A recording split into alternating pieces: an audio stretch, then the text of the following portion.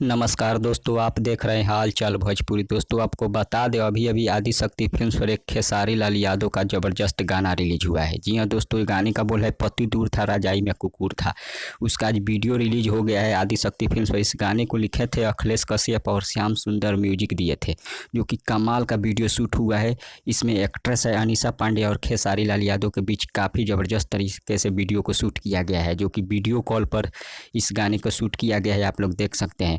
और इस गाने ने 1 घंटा में 2,80,000 व्यू क्रॉस कर लिया है। आप लोग देख सकते हैं स्क्रीन पर 2,80,000 व्यू, जो कि ऐसे ऐसे रिकॉर्ड खेसारी लाल यादव हमेशा बनाते रहते हैं।